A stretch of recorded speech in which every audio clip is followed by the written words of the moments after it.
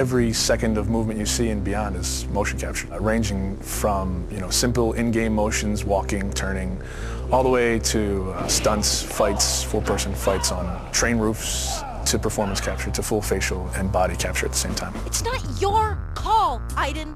I can do what I want. It is unusual to go in and wear the suit and have these dots on your face, and it's interesting because you're kind of like limited in certain ways, but you're also way more free than when you shoot a movie. I mean, you could kind of do whatever you want. The games we make at Quantic Dream are based in reality. Everything that actually happens in real life has to happen in our game, and the only practical way to get that is to capture the real thing. We have to rebuild the world out of cardboard and tape and foam. We have to make sure it matches what's in the game, and we have to make sure that we can actually capture with it, because there are limitations to motion capture. So we have these very strange props that look really miserable, but they respect exactly the dimensions of the real set in 3D and the game, so all the contacts are fine. We can't use a car door in motion capture because it's shiny and it's really heavy. We can't see through it, so we have to build the approximate of a car door, but it has to at least have some of the real properties of a car door, because just closing a cardboard doesn't play the same as a real car door.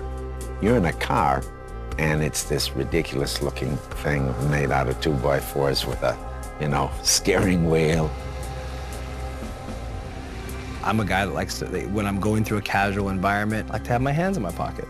Well, your performance capture suit doesn't have pockets. So we created these Velcro straps that became my pockets that I would have something to put my hands in. It's like pure imagination. Not just the fact that you're, shooting a scene in a submarine. Cool. I was sure you'd love that.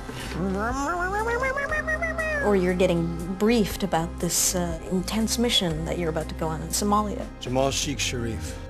Literally, it's like being a 7-year-old with your best friend and you're pretending that the world's gonna end and the bad guys are coming and we have to jump from couch to couch and avoid the lava. I think that's also what makes it challenging, but also really incredible and like raw. Everything becomes kind of bare and essential, but also it's sort of disturbing sometimes. When you're eating in a scene and say we're eating pizza, it's like a little piece of triangle cardboard that, thank God, says pizza on it, or else I would not know what it is.